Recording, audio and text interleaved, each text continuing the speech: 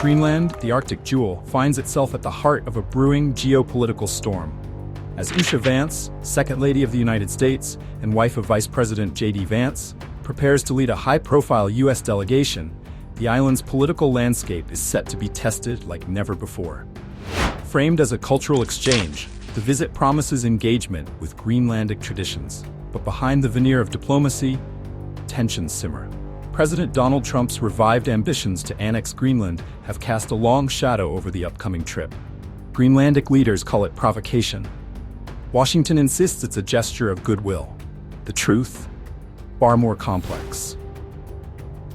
The delegation, announced by the White House on March 23rd, includes Usha Vance, accompanied by one of her 3 children, National Security Advisor Michael Waltz, and Energy Secretary Wright.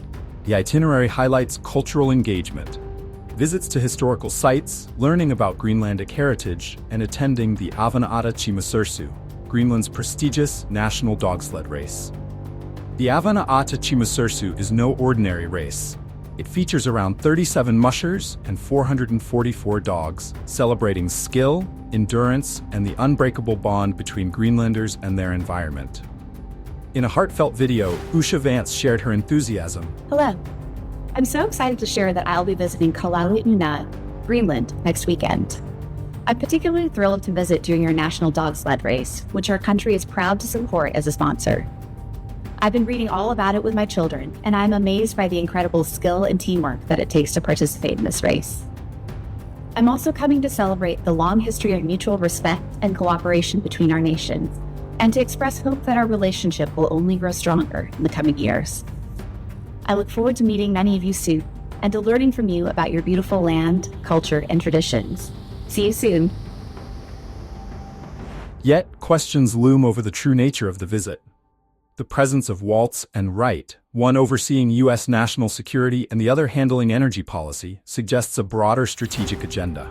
Greenland's rich mineral resources and critical position in Arctic geopolitics cannot be ignored.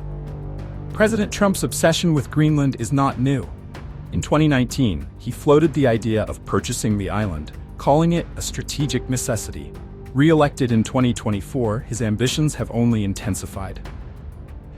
We really need Greenland for national security. It's very important. You know, we have a couple of bases on Greenland already, and we have quite a few soldiers, and maybe you'll see more and more soldiers go.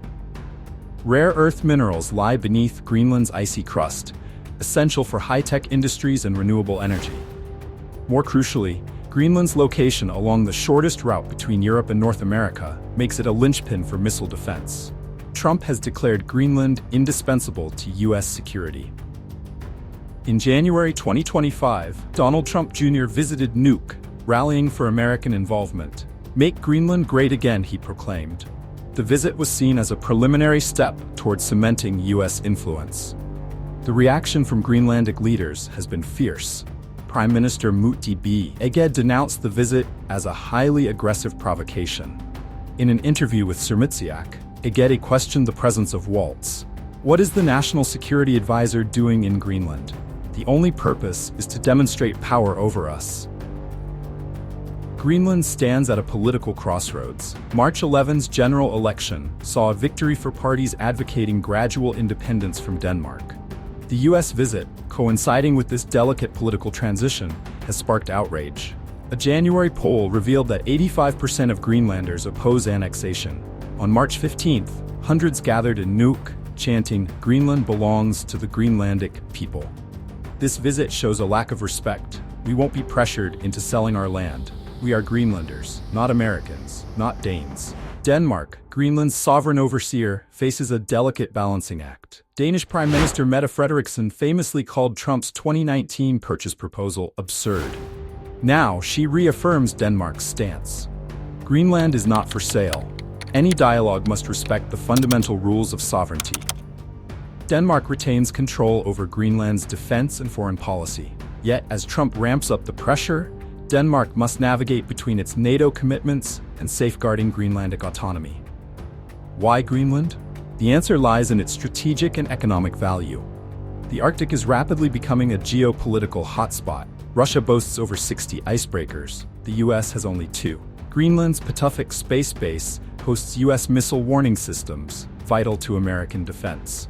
This isn't just about minerals. Greenland is a cornerstone in our Arctic strategy, crucial for keeping up with Russian and Chinese advancements. Vice President JD Vance echoed these sentiments, praising Greenland's natural resources as incredible. The message is clear: America sees Greenland as more than an ally, it sees a prize. Denmark, which controls Greenland, it's not doing its job and it's not being a good ally. So you have to ask yourself, how are we going to solve that problem, solve our own national security? If that means that we need to take more territorial interest in Greenland, that is what President Trump is going to do, because he doesn't care about what the Europeans scream at us. He cares about putting the interests of America's citizens first. For now, Greenland resists.